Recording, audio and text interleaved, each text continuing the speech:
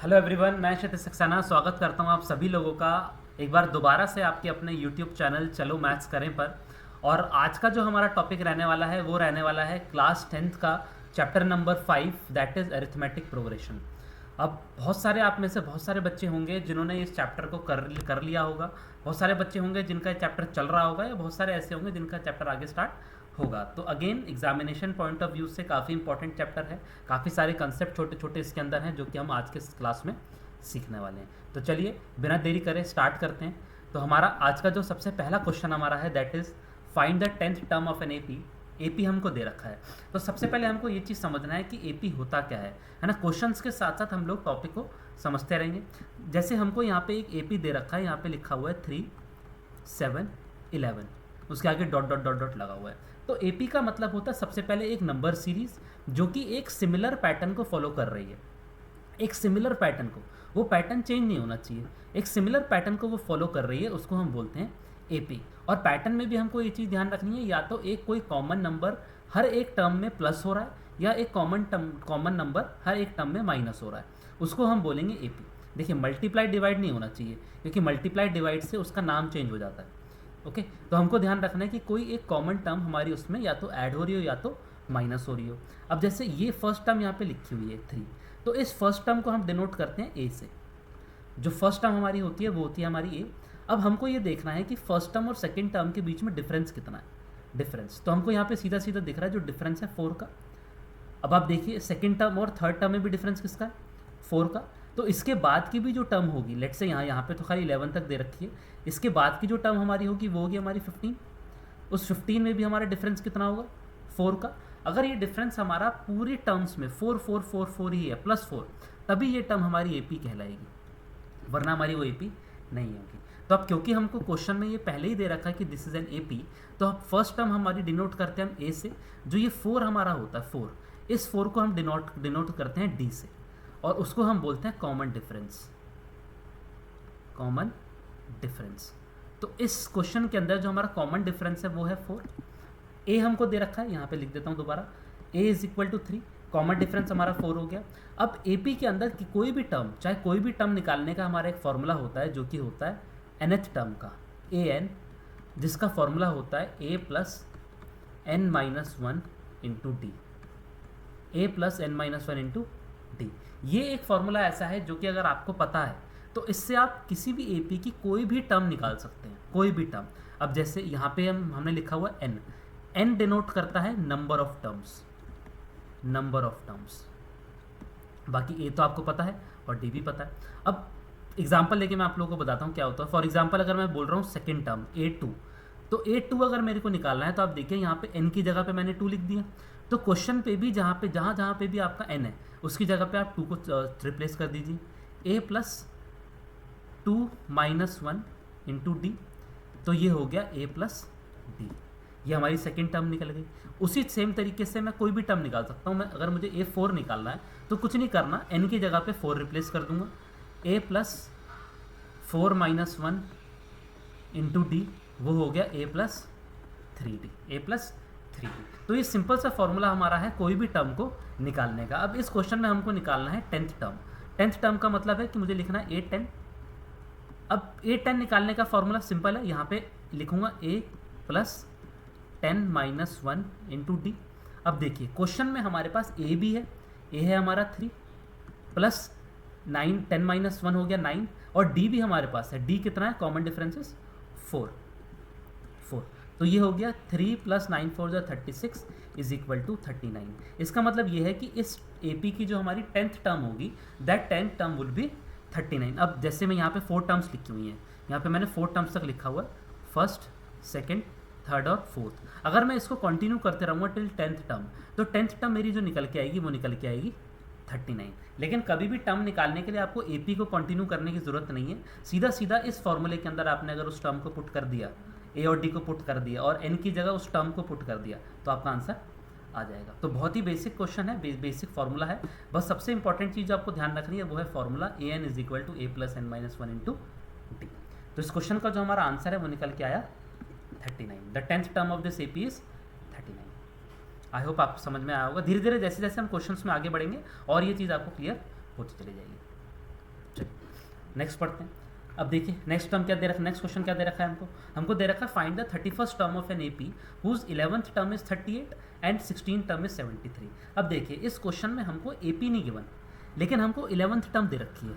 हमको A11 दे रखा है कितना 38, और हमको A16 दे रखा है कितना 73।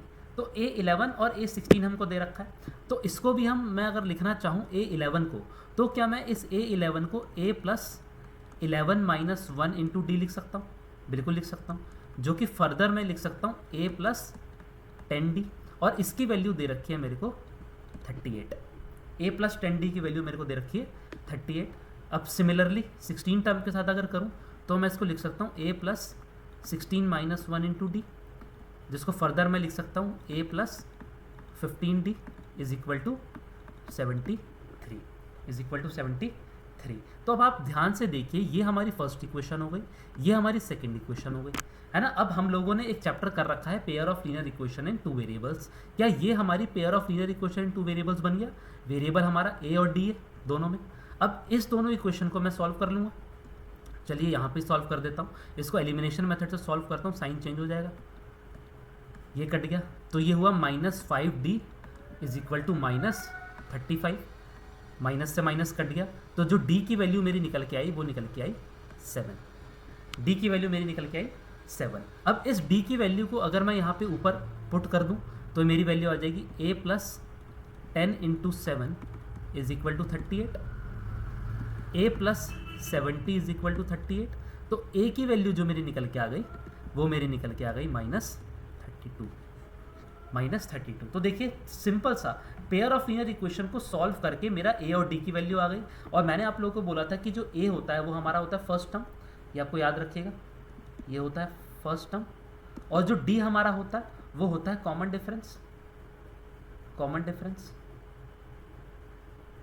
अब हमको जो वैल्यू फाइंड करनी है, हमको वैल्यू फाइंड करनी है 31st टर्म की, 31st। अब दोबारा से अगर मुझे A31 फाइंड करना है, तो अगर मैं उसको ये पीछे वाले फॉर्मूले में पुट करूँ, इस फॉर्मूले में पुट करूँ, तो ये निकल जाएगा A plus 31 minus 1 into D, जो हो गया A प्लस 30D। अब A हमारा निकल के आया था -32 प्लस 30D निकल के आया था मेरा 7। तो ये जो मेरा निकल के आ गया, ये निकल के आ गया -32 प्लस 210, जिसको अगर मैं फर्दर सॉल्व करूँ तो आंसर निकल के आएगा 178। तो जो हमारा इस क्वेश्चन का आंसर हो गया, वो क्वेश्चन क्या, आंसर क्या हो गया, वो हो गया 178। The 31st term of an AP is 178। Yes, तो सबसे इंपॉर्टेंट चीज़ यहाँ पे क्या थी, यहाँ पे ये थी कि हमको अगर 11 टर्म दे रखा है तो हमको उसको लीनियर इक्वेशन में फॉर्म करना है, 2 वेरिएबल में आ जाएगा। फिर 16 टर्म दे रखा है तो उसको हम लीनियर इक्वेशन में फॉर्म कर लेंगे इन 2 वेरिएबल्स। तो दोनों को सॉल्व करके A और D आ गया, फिर इस फॉर्मूले के अंदर हमने उस वैल्यूज़ को पुट कर दिया, हमारा आंसर 178 आ गया। यस, आसान क्वेश्चन था, सिंपल क्वेश्चन था, बस फॉर्मूले को आपको ध्यान रखना, और फॉर्मूले का एप्लीकेशन सबसे इंपॉर्टेंट होता है। फॉर्मूले का एप्लीकेशन, फॉर्मूला अप्लाई किस तरीके से करना। चलिए आगे बढ़ते हैं। Next question, the 17th term of an AP exceeds the 10th term by 7। The 17th term of an AP exceeds the 10th term by 7। अच्छा, सबसे पहले अगर 17th टर्म की बात करूं तो 17th टर्म को मैं A17 लिख सकता हूं, और 10th टर्म को मैं A10 लिख सकता हूं। अब देखिए सिंपल सा इक्वेशन फॉर्म करने की बात है, और पिछले चैप्टर्स में भी हम लोगों ने इक्वेशन को फॉर्म करना सीखा है। द 17th टर्म मतलब जो A17 हमारा है वो एक्सीड करता है 10th टर्म से। कितना एक्सीड करता है? 7 एक्सीड करता है। तो ये सिंपल सी इक्वेशन हम लोगों ने फॉर्म कर ली। बस इस इक्वेशन को अगर आपने सही फॉर्म कर लिया, फिर उसके बाद तो A17 को मैं लिख सकता हूँ A plus 17 minus 1 into D is equal to A10 को मैं लिख सकता हूँ A plus 10 minus 1 into D plus 7। अब आप लोग ध्यान से देखिए कि ये A से ये A कैंसिल आउट हो गया, तो ये हो गया मेरा 16D is equal to 9D plus 7। अब इसको सिंपली अगर सॉल्व करेंगे तो ये हो गया 7D इज इक्वल टू 7, तो D की वैल्यू हमारी निकल के आ गई 1। D की वैल्यू निकल के आ गई 1। तो सिंपली ये हमारा क्वेश्चन का आंसर है। पूछा कॉमन डिफरेंस, तो ये जो इक्वेशन है, ये जो यहाँ पे हमने इक्वेशन फॉर्म करी, इस इक्वेशन को फॉर्म करना बहुत ज़्यादा इंपॉर्टेंट है। इसको अगर आपने सही से फॉर्म कर लिया फिर तो आपका आंसर इजीली कैलकुलेट हो जाएगा। ठीक है, अगेन बहुत ही बेसिक क्वेश्चन था। बस यहाँ पे किसका फॉर्मूला लग रहा है, एक बार दोबारा से मैं फॉर्मूला लिख देता हूँ। फॉर्मूला हमारा लग रहा है AN is equal to A plus N-1 into D. जो भी वैल्यू आपको फाइंड करनी है, जो भी वैल्यू, वो सीधा आपको इस n की जगह पे रिप्लेस कर देनी है। यहाँ पे रिप्लेस कर दिया और आपका आंसर आ जाएगा। चलिए नेक्स्ट पे बढ़ते हैं। if the third term and ninth term of an AP are 4 and -8 respectively, then which term of the AP is 0? अब यहाँ पे थोड़ा सा एक न्यू कॉन्सेप्ट है, वो हम लोग सीखेंगे। लेकिन सबसे पहला जो स्टेप हमारा है, हमको दे रखा है थर्ड टर्म इज़ 4।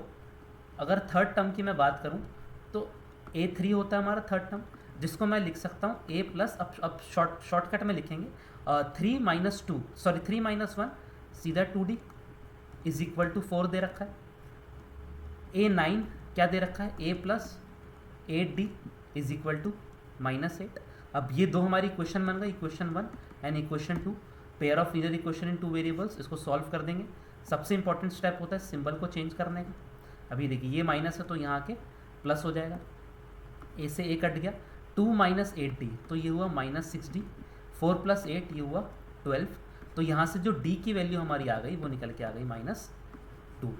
D की वैल्यू निकल के आ गई -2। अब इस D की वैल्यू को अगर मैं फर्स्ट इक्वेशन में पुट कर दूँ तो वो हो जाएगा हमारा A plus 2 into -2 is equal to 4। तो ये हो जाएगा हमारा A इज इक्वल टू 8।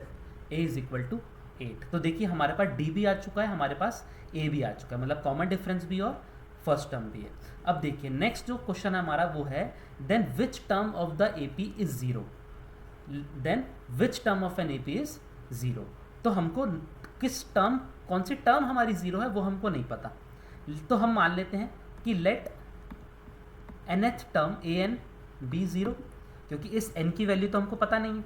तो AN का वैल्यू का फॉर्मूला अगर पुट करूँगा A plus N-1 into D. अब इस AN की जगह पे, पूरे AN की जगह पे, खाली n की जगह पे नहीं, पूरे के पूरे AN की जगह पे मैंने 0 पुट कर दिया इज इक्वल टू A क्या है हमारा 8 प्लस N-1 D क्या है हमारा -2। अब सिंपली इसको मेरे को सॉल्व करना है। तो ये हो गया मेरा 0 is equal to 8 minus 2n plus 2। तो ये हो गया 2n को यहाँ भेज देता हूँ, 2n is equal to 10, n is equal to 5, n is equal to 5। इसका मतलब ये है, n मैंने आपको पहले भी बताया था वो नंबर ऑफ टर्म्स होती हैं। तो इसका मतलब ये है कि जो फिफ्थ टर्म हमारी है, फिफ्थ टर्म यहाँ लिख देता हूँ, the fifth term of the AP is 0। The fifth term of the AP is 0। अब देखिए हमने जितने भी क्वेश्चन इससे पहले करे उसमें ये फॉर्मूला जो है हमारा स्ट्रेट फॉरवर्ड लग रहा था, लेकिन यहाँ पे क्या हुआ, यहाँ पे इस फॉर्मूले को हमने उल्टा निकाला। हमको ये n की वैल्यू निकालनी थी, यस इस n की वैल्यू हमको निकालनी थी और ये AN हमको दे रखा था। तो हर एक फॉर्मूले को रिवर्स ऑर्डर में भी अप्लाई करना हम लोगों को आना चाहिए। तो इस क्वेश्चन का आंसर हो गया फिफ्थ टर्म जो कि हमारी 0 है। चलिए आगे बढ़ते हैं। ओके अब यहाँ पे क्या करना है, यहाँ पे we have to find the AP।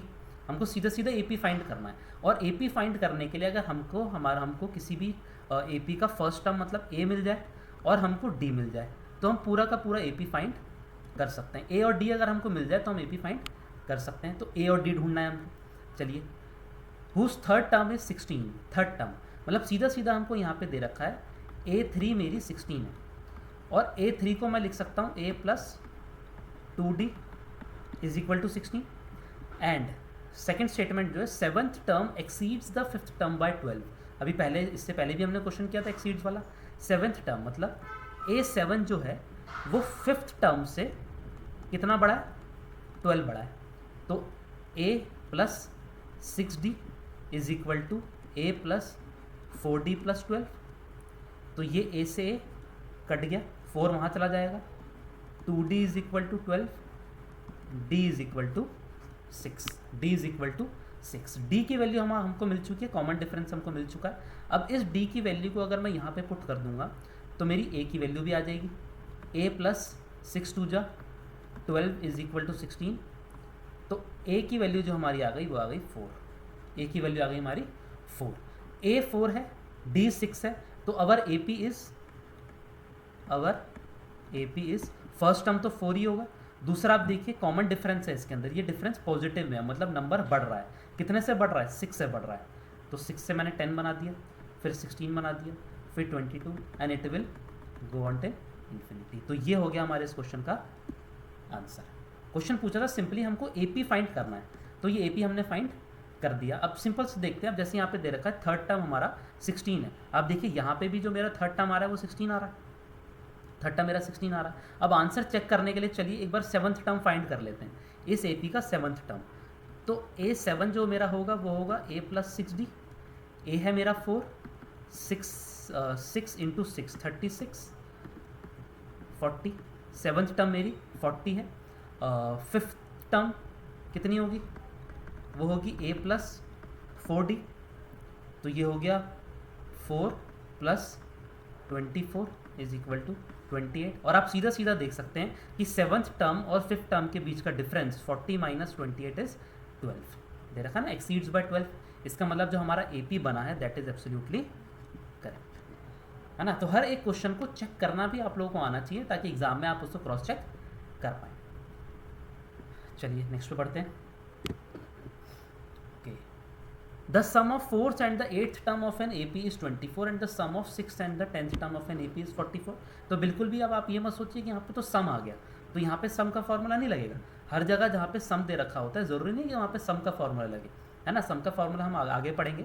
तो सीधा यहाँ पे आप इसको पहले नॉर्मल इक्वेशन में लिखो कि A4 + A8 आपको 24 दे रखा है, और A6 + A10 आपको 44 दे रखा है। तो A4 को मैं क्या लिख सकता हूँ? A4 को मैं लिख सकता हूँ A + 3D। A8 को लिख सकता हूँ A + 7D is equal to 24। इसको थोड़ा सा और अगर सॉल्व कर दूँ तो ये हो गया 2A + 10D is equal to 24। अब वही सेम तरीके से अगर यहाँ इसका सॉल्व करूँ तो ये हो गया A + 5D + A + 9D is equal to 44। ये हो गया 2A + 14D is equal to 44। ये फर्स्ट इक्वेशन, ये सेकेंड इक्वेशन। अब यहाँ पे देखिए दोनों में मैं 2 कॉमन लेके काट सकता हूँ, तो चलिए इसको कट कर देते हैं पहले। ये हो गया A + 5D is equal to 12। ये हो गया आपका, इसको नीचे लिख देता हूँ, A + 7D is equal to 22। अब इन दोनों इक्वेशन को मैं एलिमिनेशन मेथड से सॉल्व कर दूंगा, साइन बदल जाएगा, A से A कट गया। 5 - 7D ये हुआ -2D इज इक्वल टू 12 - 22 ये हुआ -10। तो D की वैल्यू जो मेरी निकल के आ गई वो निकल के आ गई 5। पॉजिटिव 5 आएगा, क्यों? क्योंकि माइनस से माइनस कट जाएगा। अब इस D की वैल्यू को किसी भी इक्वेशन में पुट कर देता हूँ। चलिए इस इक्वेशन में पुट कर देता हूँ। इस इक्वेशन में अगर पुट करूँ तो ये हो जाएगा A + 5 × 5, A + 5 × 5 is equal to 12। A + 25 is equal to 12। तो A की वैल्यू हमारी आ गई, जो A की वैल्यू हमारी निकल के आई वो निकल के आई -13। A की वैल्यू निकल के आई हमारी -13। अब पूछा खाली find the first 3 terms of an AP। अब फर्स्ट टर्म तो हमारी सीधा -13 होती है, A होता है। सेकेंड टर्म में मैं D को प्लस कर दूंगा तो -13 + D + 5 ये हो जाएगा -8, और दोबारा 5 प्लस करूँगा तो हो जाएगा -3। तो ये हमारे इस क्वेश्चन का आंसर हो गया, है ना। तो आपने देखा जितने भी क्वेश्चन हमारे आ रहे हैं उन सब में एक ही फार्मूला आपका यूज़ हो रहा है, वो हो रहा है AN वाला। सीधा सीधा अगर आप लोगों को AN का फार्मूला पता है, दोबारा लिख देता हूँ, AN is equal to A + n - 1 × D। अब कोई भी टर्म अगर आपसे पूछिए तो सीधा इस n की जगह पे उस टर्म का नंबर लिख दो और आपका आंसर आ जाएगा, है ना। अगर आपसे 4 टर्म पूछिए तो n की जगह 4, यहाँ भी 4, यहाँ भी 4। 5th टर्म पूछिए तो यहाँ भी 5, यहाँ भी 5। सीधा सीधा आपके आंसर आ जाएगा। बट हाँ, इस फॉर्मूले को याद रखना बहुत ज़्यादा ज़रूरी है ना। आई होप आप लोगों को समझ में आ रहा होगा। चलिए आगे बढ़ते हैं। नेक्स्ट क्वेश्चन क्या है? The first and the last term of an AP are 17 and 350। If the common difference is 9, how many terms are there and what is their सम। तो चलिए यहाँ पे हमारे सम वाले कॉन्सेप्ट स्टार्ट हो रहा है, उसको भी पढ़ेंगे, लेकिन उससे पहले हम लोग देखते हैं यहाँ पे हमको दे रखा है फर्स्ट टर्म। फर्स्ट टर्म मतलब 17। अब लास्ट टर्म की अगर मैं आपसे बात करूँ तो लास्ट टर्म को हम लोग ए एन बी मानते हैं। अगर मैं आपसे ये बोल रहा हूँ कि मुझे 7th टर्म फाइंड करनी है तो मतलब A7 फाइंड करनी है, तो हम ये एज्यूम कर लेते हैं कि 7th टर्म ही लेट से लास्ट है। अगर 7th टर्म ही लास्ट है तो सीधा सीधा इसका फॉर्मूला A+6D पुट कर देंगे। तो यहाँ पे हमको क्या दे रखा है, यहाँ पे हमको AN दे रखा है। अब लास्ट टर्म कौन से डिजिट की सम है वो तो मेरे को टर्म है वो तो मेरे को पता नहीं है, तो मैं इसको सीधा AN को ही 350 मान लूँगा, है ना। और कॉमन डिफरेंस भी हमको दे रखा है 9, कॉमन डिफरेंस इज ऑल्सो 9। तो सीधा सीधा AN का फॉर्मूला लिखूंगा, AN is equal to A+n-1 into D. AN क्या दे रखा है, पूरा का पूरा 350 दे रखा है। A क्या दे रखा है, 17 दे रखा है, प्लस अब देखिए n नहीं दे रखा हमको, ये 350 कौन से नंबर की टर्म है वो तो हमको नहीं दे रखा, तो n को n ही रहने देंगे और d हो जाएगा मेरा 9। अब इसको अगर मैं सॉल्व करूं तो ये हो जाएगा 333 is equal to n-1 into 9। अब 333 डिवाइडेड बाय 9 ये हो जाएगा मेरा n-1, ये हो जाएगा 3111। तो n-1 की वैल्यू आ गई 37, तो n जो मेरा निकल के आ गया वो निकल के आ गया 38। नंबर ऑफ टर्म्स पूछा ना, how many terms are there, इसका मतलब है टोटल 38 टर्म्स हमको इस एपी के अंदर दे रखी है ना। तो सबसे पहला जो क्वेश्चन था वो था हमारा how many terms are there, वो आ गया मेरा n इज इक्वल टू 38। अब एक नया कंसेप्ट जो हमारे लिए है वो है कि सम क्या होता है। मतलब एपी अगर हमको दे रखी है तो हमने कोई भी टर्म निकालना सीख लिया, हमको ए पता है क्या होता है, डी पता है क्या होता है, एन पता है नंबर ऑफ टर्म्स होता है। अब पूछा गया है उन सारी की सारी एपी का सम।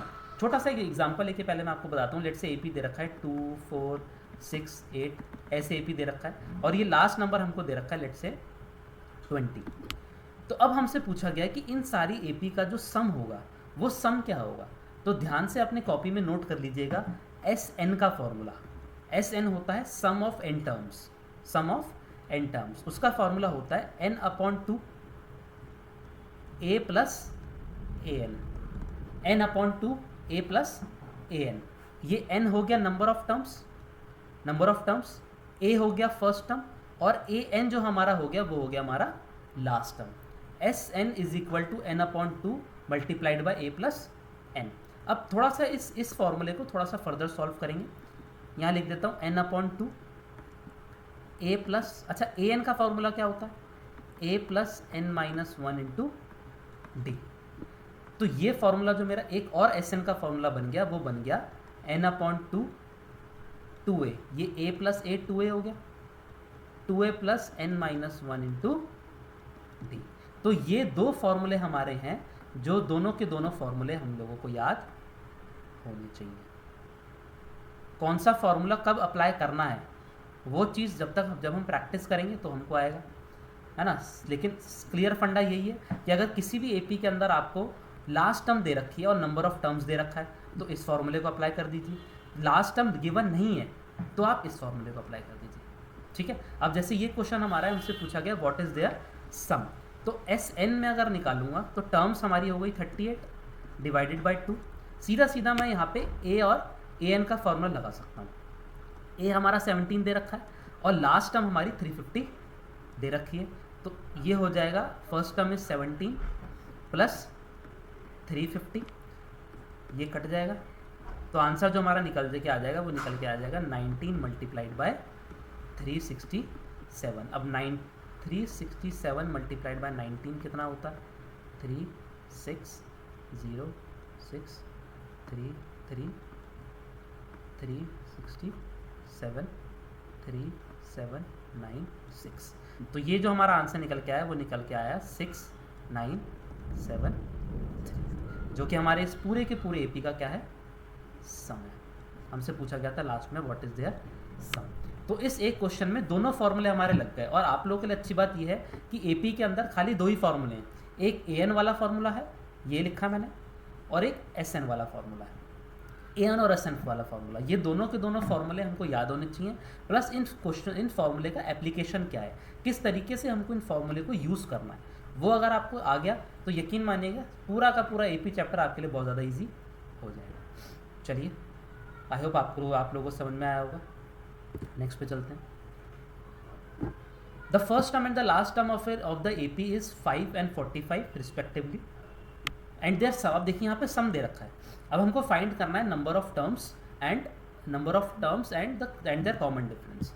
ठीक है, तो सबसे पहले जो जो चीज़ें हमको दे रखी हैं वो उसको नोट कर लेते हैं। ए हमको दे रखा है 5, लास्ट टर्म AN हमको दे रखा है 45, SN हमको दे रखा है 400।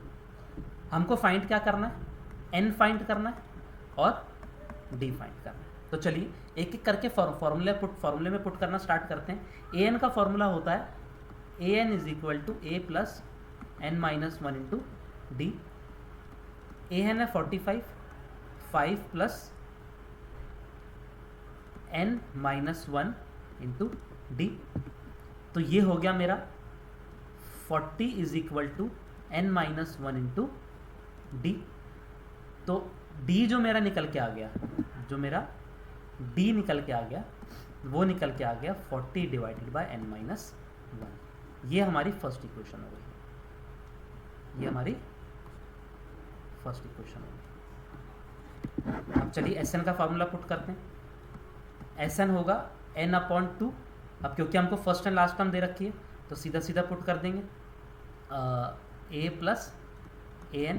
SN कितना दे रखा है 400 इज इक्वल टू N नहीं दे रखा, A कितना दे रखा है 5, AN दे रखा है 45, तो ये हो गया 50। अब इसको अगर सिंपली सॉल्व कर दूं तो N की वैल्यू आ गई मेरी 800 डिवाइडेड बाय 50, 0 से 0 कट गया।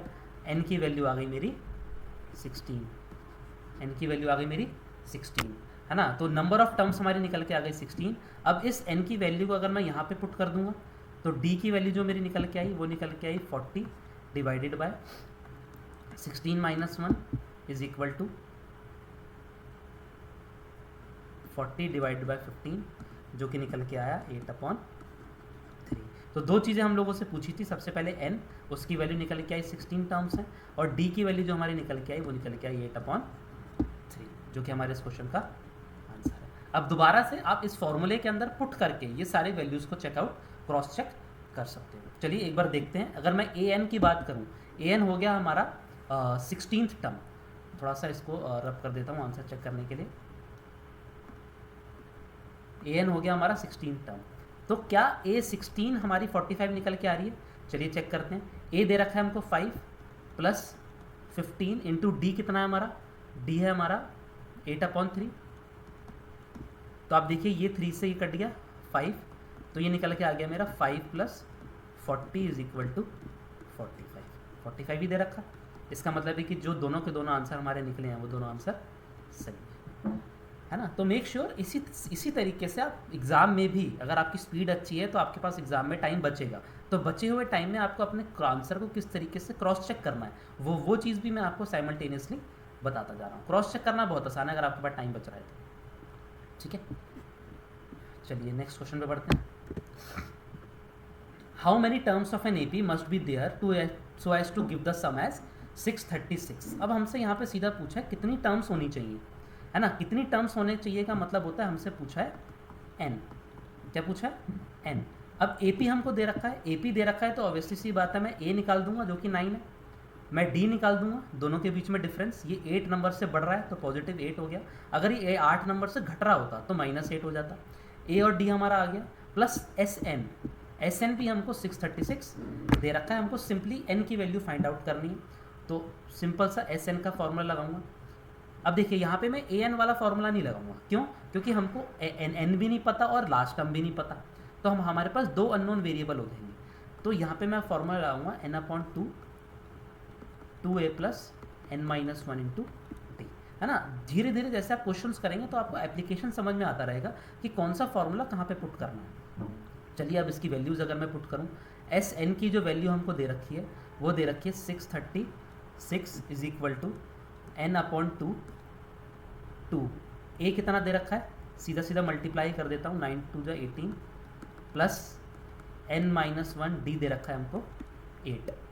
तो अब इसको अगर सॉल्व करें तो ये हो जाएगा 636 is equal to n upon 2। अब देखिए ये 8 है, ये 18 है और ये 8 है, इसमें से 2 कॉमन आ जाएगा, तो इंटू 2 कॉमन निकाल लिया, ब्रैकेट में बचा 9 plus n minus 1 into 4। Okay, ये 8 भी आधा हो गया, ये 18 भी आधा हो गया, ये 2 से 2 कट गया। 636 इज इक्वल टू n, इसको सॉल्व करेंगे, 9 प्लस 4n माइनस 4, ये हो गया 636 इज इक्वल टू 9 माइनस 4 हुआ 5n, 5n plus 4n square plus 4n square. अब इसको थोड़ा सा यहाँ पे लिखता हूँ, ये हो जाएगा मेरा 4n square plus 5n minus 636 is equal to 0। अब आप ध्यान से देखिए, ये जो आपकी इक्वेशन बन गई ना, एक क्वाड्रेटिक इक्वेशन बन गई। तो क्वाड्रेटिक इक्वेशन अगर आपकी बन रही है तो उससे आपको घबराना नहीं है, सिर्फ क्वाड्रेटिक इक्वेशन को अब हमको क्या करना है, उसको सॉल्व करना है। तो उसके लिए सबसे पहले हम लोग फैक्टर्स बनाएंगे। 636 के फैक्टर्स हमारे क्या क्या बनेंगे, 636 के फैक्टर्स अगर मैं बनाऊं 2 3 1 8 2 159, ये हो गया 53,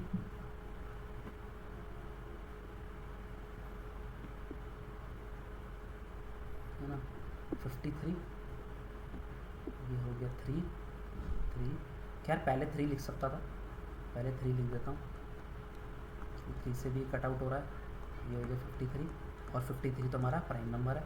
तो 636 के जो फैक्टर हो गए वो हो गए 2 इंटू 2 इंटू 3 इंटू 53 प्लस 4 भी हमारे पास यहाँ है।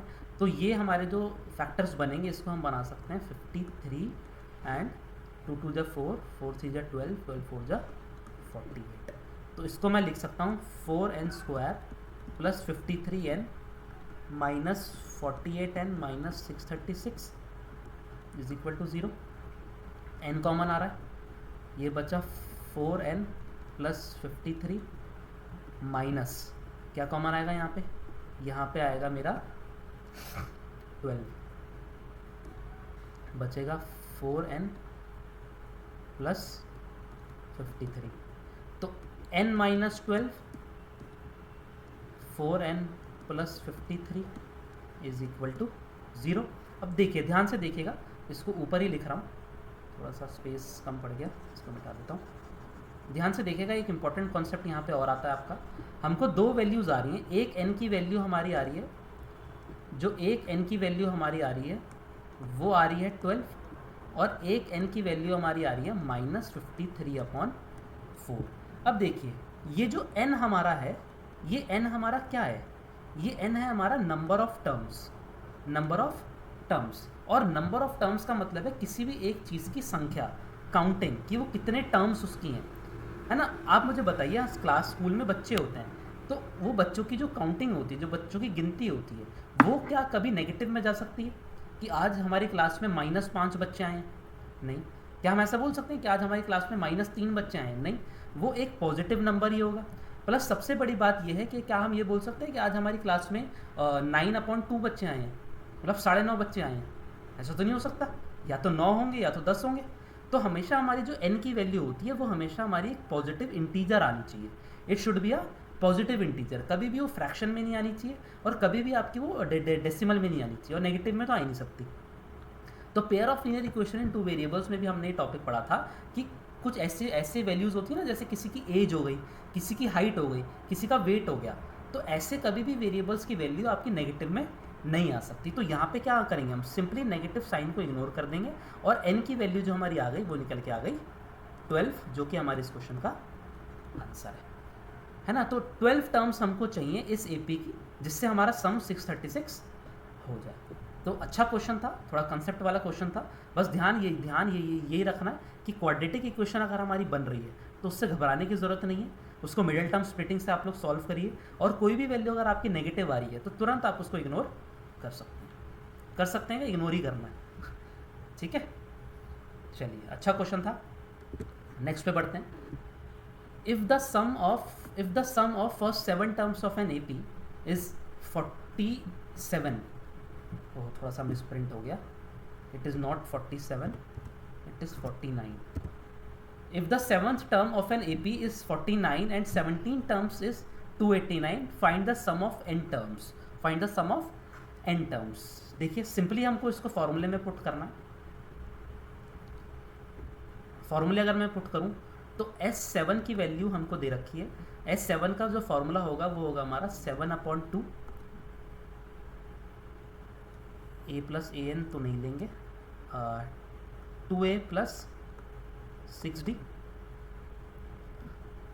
S7 की वैल्यू हमको दे रखी है 49 is equal to 7/2 2a plus 6d।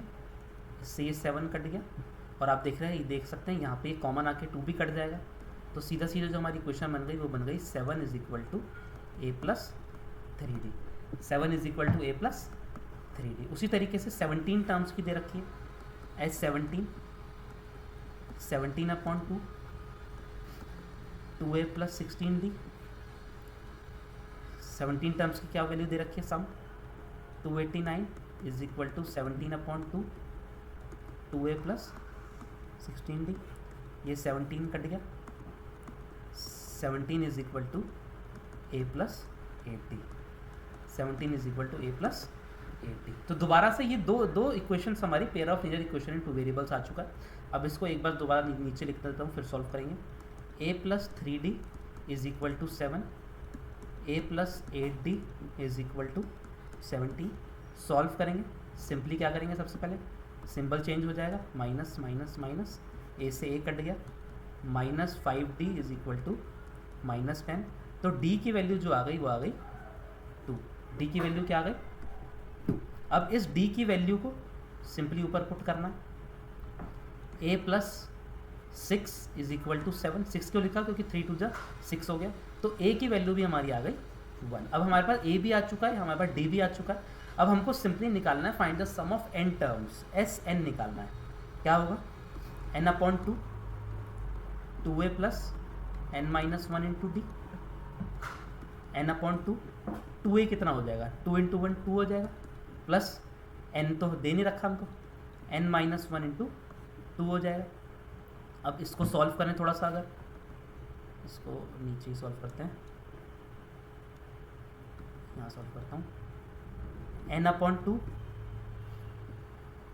2 plus 2n minus 2, 2 plus 2n minus 2, 2 से 2 कट गया, तो ये हो गया 2n² 2 से 2 कट गया, निकल के आया n², निकल के आया n²। इसका मतलब क्या है कि जो Sn हमारा निकल के आया, Sn दैट इज n²। और ये चीज़ आप लोग क्वेश्चन से ही समझ जाएंगे कि अगर मैं फर्स्ट 7 टर्म्स का सम अगर 49 कह रहा हूँ और 17 का सम 289 कह रहा हूँ, तो आप ये देखिए कि 7 का स्क्वायर 49 होता है और 17 का स्क्वायर 289 होता है। उसी तरीके से अगर मुझे n टर्म्स का सम निकालना है तो n का स्क्वायर n² ही आंसर आएगा। तभी मैं क्वेश्चन देखते ही समझ गया कि थोड़ा सा टाइपिंग एरर हो गया, मिसप्रिंट हो गया, कोई दिक्कत नहीं है। तो हमारा जो आंसर निकल के आया वो निकल के आया n², है ना। तो ये भी बहुत इंपॉर्टेंट क्वेश्चन है ना। इसमें हमने क्या किया, हमने सिंपली यहाँ पे a और d की वैल्यू फाइंड करी, और a और d की वैल्यू फाइंड करने के बाद सीधा सीधा हमने इस फॉर्मूले के अंदर उस वैल्यू को पुट कर दिया और हमारा आंसर आ गया, है ना। आई होप ये क्वेश्चन आपको समझ में आया होगा। चलिए, तो आज के लिए इतना ही, है ना। आई होप जितने भी क्वेश्चन हमने करे, मैंने आपको स्टार्टिंग में बताया कि 3 ही फॉर्मूले आपके इसके अंदर हैं। एक फार्मूला आपका an का है और 2 फार्मूले आपके Sn के हैं, है ना। तो तीनों के तीनों फार्मूले आप लोगों को रिवाइज करने हैं, और एक बार अगर आपको उन फार्मूले का एप्लीकेशन आ गया, किस तरीके से कहाँ पे आपको उस फार्मूले को अप्लाई करना है, तो बिलीव मी AP पूरे 10th के सिलेबस में सबसे आसान चैप्टर अगर कोई है तो दैट इज़ अरिथमेटिक प्रोग्रेशन। लेकिन यस, आसान तभी बनेगा जब आप लोग उस चीज़ की प्रैक्टिस करेंगे। तो जितने भी क्वेश्चंस हमारे थे, आई होप कि आप लोगों को समझ में आए होंगे। दोबारा से एक बार इनकी प्रैक्टिस करिएगा। बहुत सारे अच्छे अच्छे क्वेश्चंस आपको NCERT बुक के अंदर, एग्जाम्पलर, आर.डी. शर्मा, कोई भी सप्लीमेंट्री बुक है उसके अंदर आपको मिल जाएंगी। मेक श्योर कि आप उसकी प्रैक्टिस करें। बाकी कोई भी डाउट अगर आपको होता है तो आप नीचे कमेंट सेक्शन में डालिए। कोई भी क्वेश्चन समझ नहीं आता आप कमेंट सेक्शन में डालिए, या फिर आप मुझे व्हाट्सएप भी कर सकते हैं। नीचे मैं डिस्क्रिप्शन में अपना नंबर डाल दूँगा। तो मेक श्योर प्रैक्टिस करिए। बाकी thank you so very much session देखने के लिए। अच्छा लगा हुआ तो शेयर करिएगा ताकि और लोगों तक ये टॉपिक पहुंच पाए। चलिए मिलते हैं फिर नेक्स्ट टॉपिक में, नेक्स्ट क्लास में किसी नए टॉपिक के साथ। तब तक के लिए all the very best, take care.